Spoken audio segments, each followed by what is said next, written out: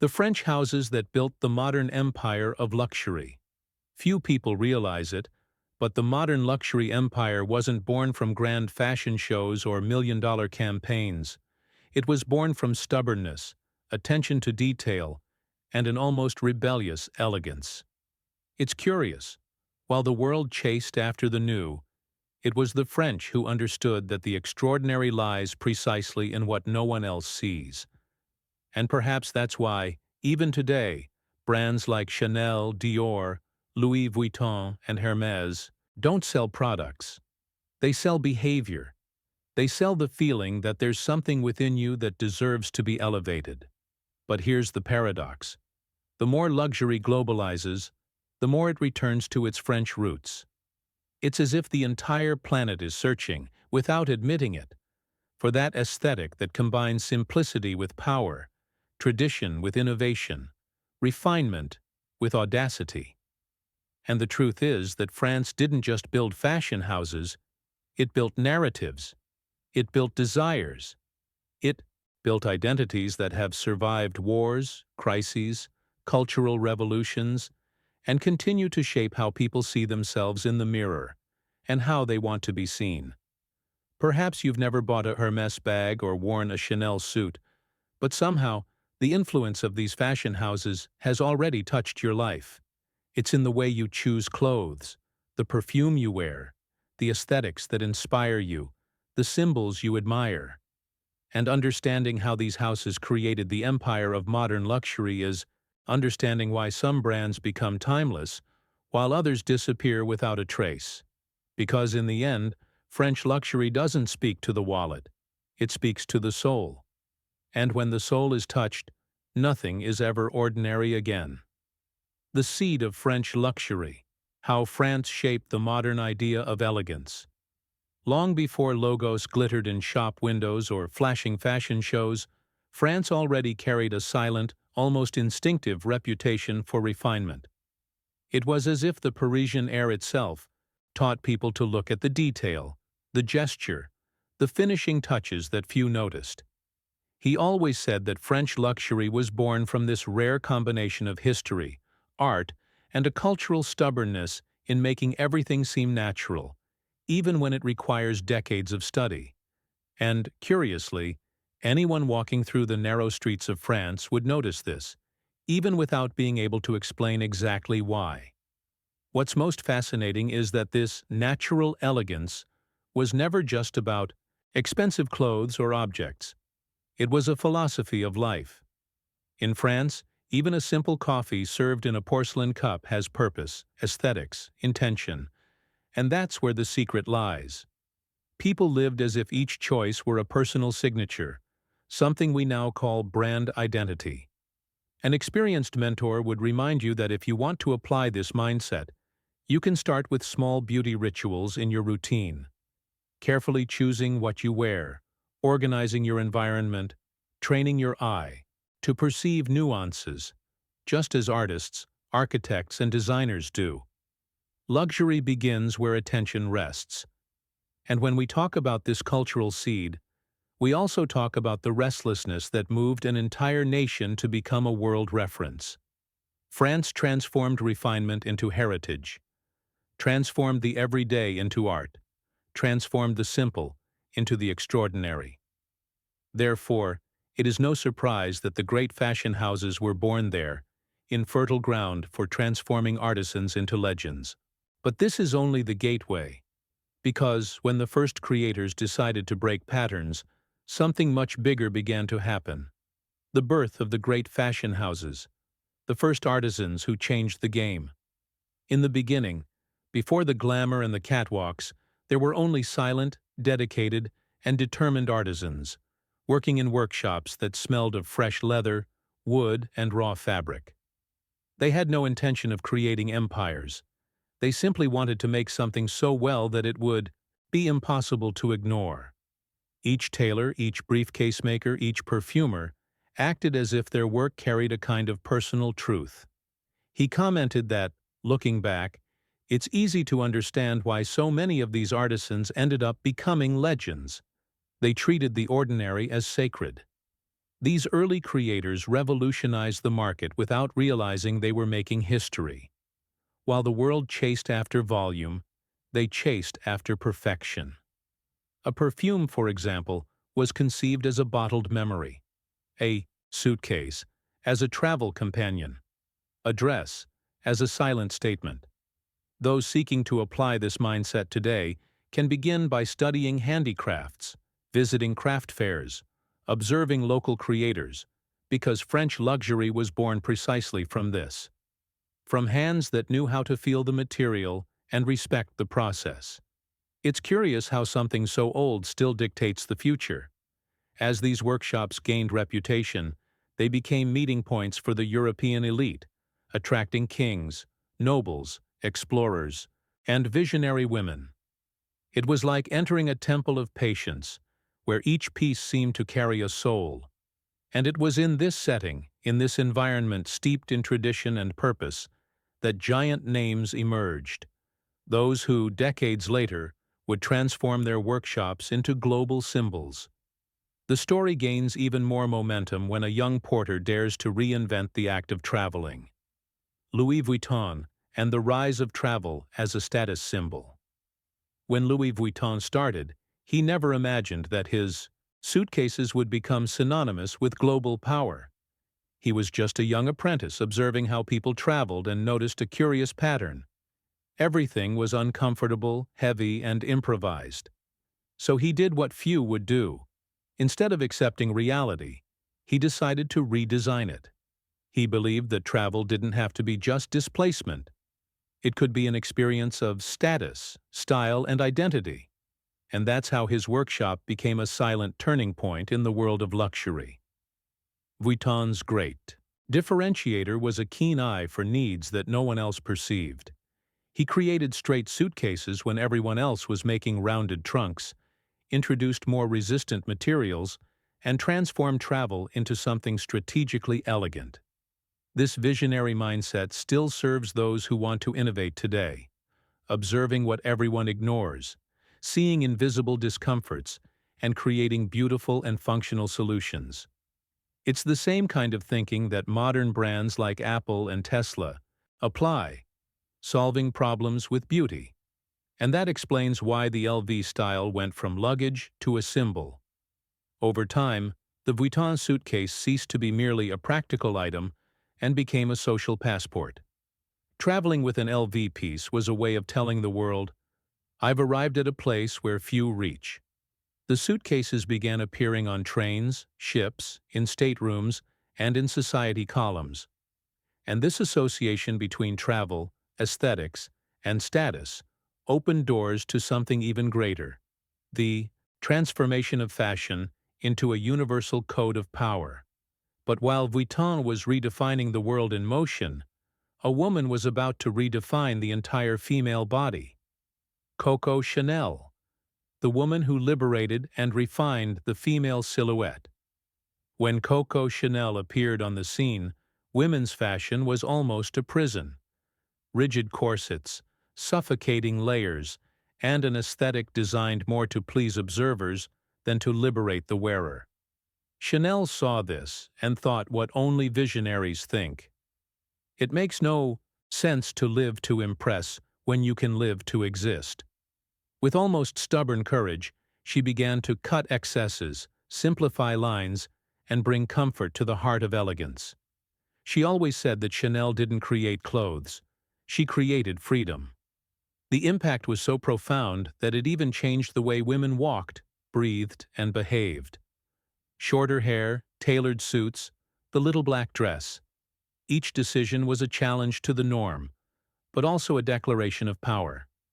An experienced mentor would say that, to apply Chanel's spirit today, one needs to revisit their own life and ask, what here is excessive? What can I simplify? This applies to wardrobe, routine, relationships, and even projects. Sometimes, luxury lies in reducing, not accumulating. Chanel knew this instinctively.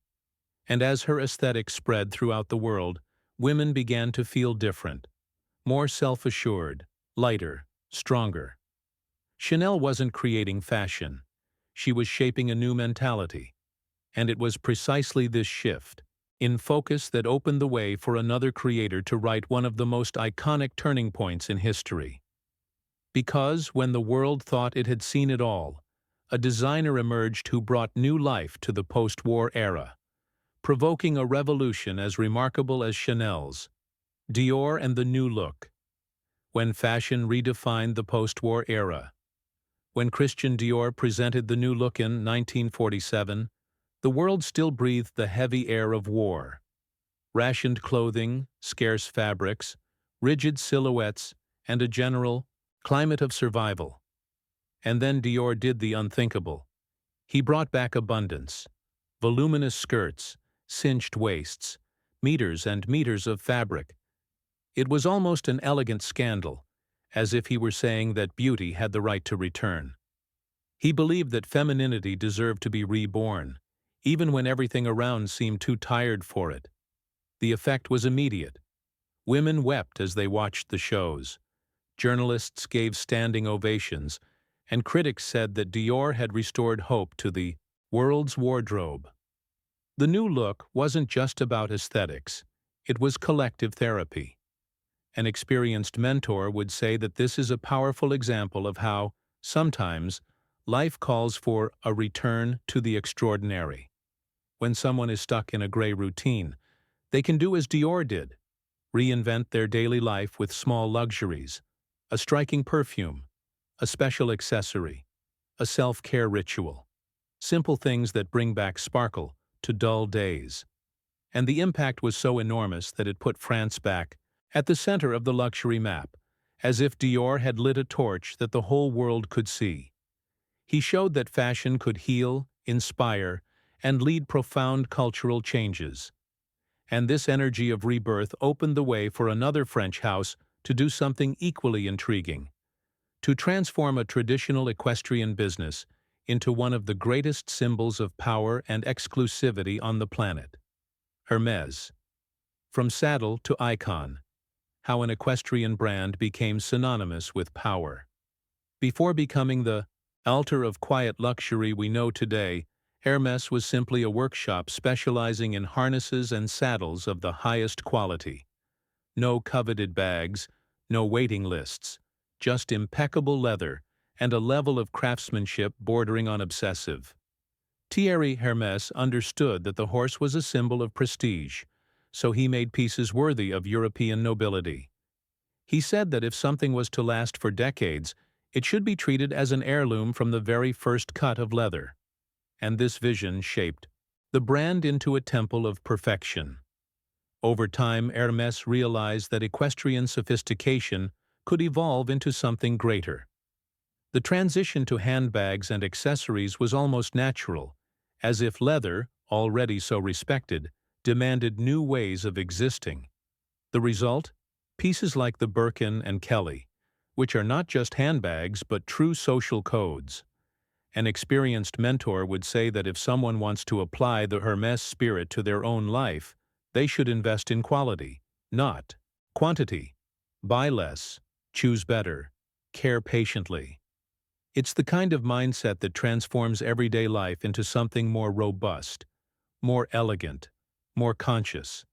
And as Hermès expanded its universe, it became clear that it wasn't selling products.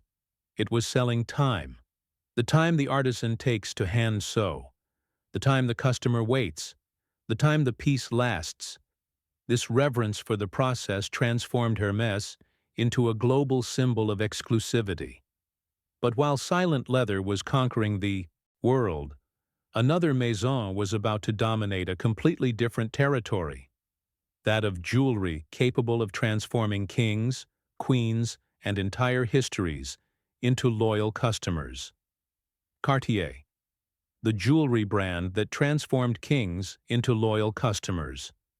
When Louis-François Cartier opened his small jewelry workshop in Paris, he probably didn't imagine that one day his name would be whispered in European palaces, castles, and courts. Cartier began with a rare instinct, understanding that a jewel is not just an adornment, but a piece of history crafted from stone.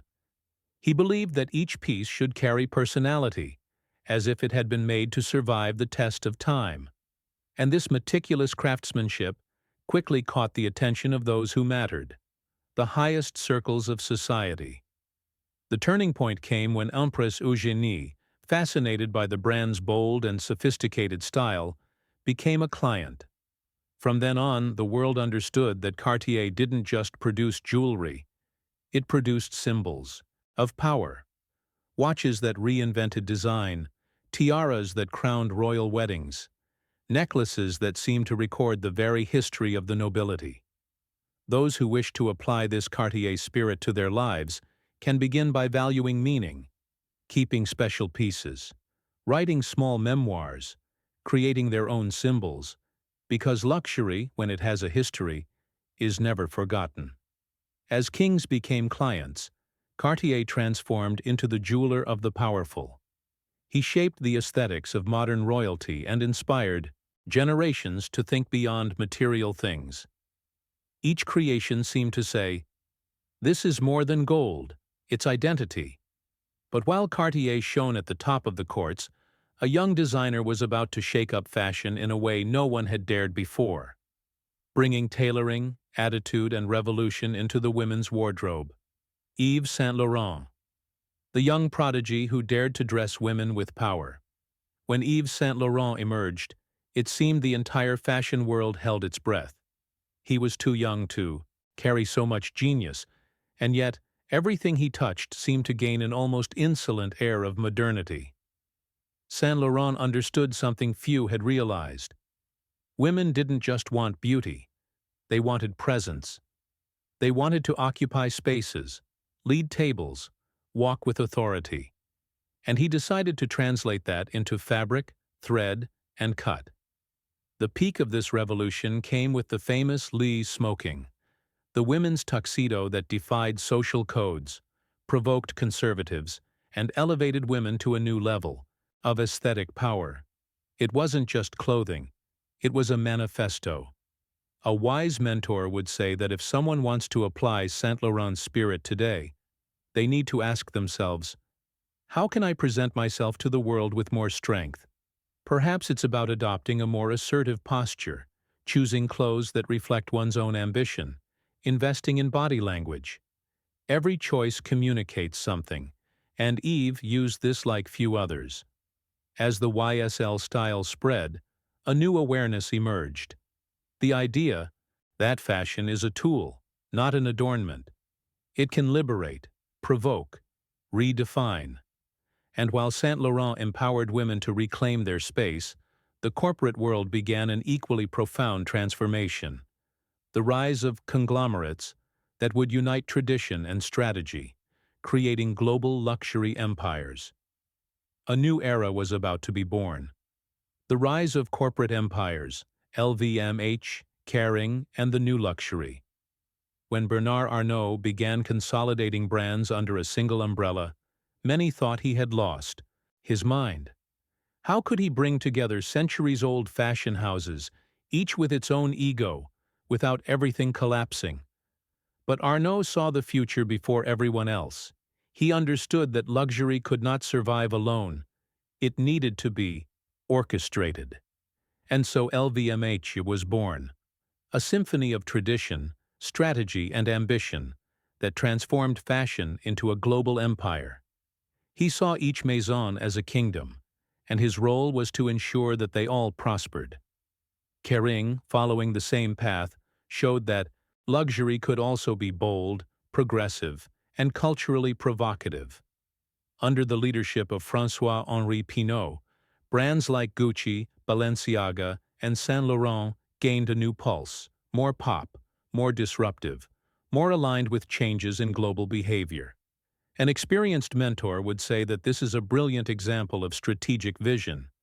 Instead of fighting against time, these companies decided to keep up with the social, emotional, and aesthetic evolution of the consumer. For entrepreneurs, it's a clear lesson. Tradition is valuable, but it only thrives when it engages with the new. With these conglomerates, luxury ceased to be merely an object and became a system.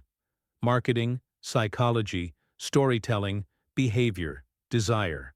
That's why today a brand doesn't just sell a handbag. It sells belonging. It sells narrative.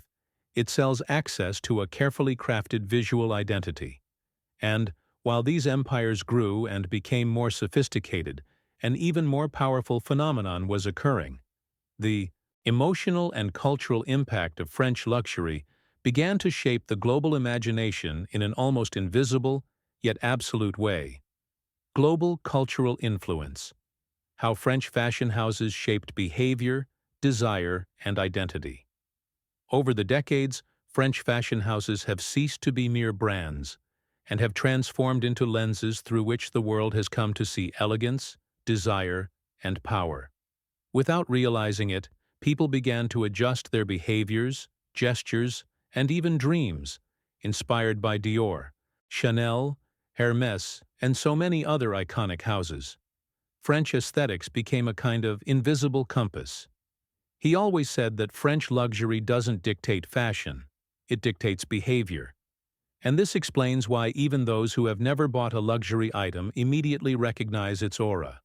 The influence reached cinema, music, architecture, social media, and the way people construct their visual identities. A Dior perfume became a symbol of modern femininity, a Hermès bag, a symbol of conquest, a Chanel suit, a symbol of quiet sophistication. Those who want to apply this sensitivity to their daily lives can start by training their eye, observing shop windows, color palettes, film sets, magazine covers, and photo compositions. Beauty educates. And, once educated, the gaze never returns to being naive. Over time, this cultural impact became emotional. French luxury became a dream, a language, a status symbol, and even a form of self-care. It shapes fantasies, activates memories, and creates that feeling of, "I want to belong to this." But behind this global fascination lies something even deeper, a common thread that unites artisans, visionaries, and conglomerates, and that reveals why France has become the great epicenter of the luxury imaginary. And it is precisely this understanding that ties our entire journey together so far. After exploring the histories, silent revolutions, and calculated audacity of the great French fashion houses, the question that remains is simple, yet unsettling. What are you going to do with this knowledge? Because understanding luxury is, at its core, understanding mindset, and mindset transforms lives far beyond the shop windows of Paris. The true greatness of these houses lies in discipline, a trained eye, respect for the process, and the courage to innovate when the whole world is afraid. And this is an attitude you can apply today. So stop for a moment and reflect, what in your life needs refinement? Which area demands more attention to detail? Where is there a lack of courage to break patterns, as Chanel did? In what part of your daily life can you act like Hermès, choosing quality over quantity? Or like Dior, which restored beauty to the world at a time when everything seemed too gray? Perhaps this is the moment to take the lead and decide that your story deserves to be told with more intention, more presence, more authority. Now tell me, are you willing to transform your identity, your style, and your way of seeing the world? Are you ready to raise your internal standards and stop living in the more or less? If this journey made sense to you and awakened something within you, then don't let this knowledge die here. Subscribe to the channel, activate notifications, and continue diving into stories, ideas, and insights that elevate your worldview. The next step begins when you decide not to return to the ordinary.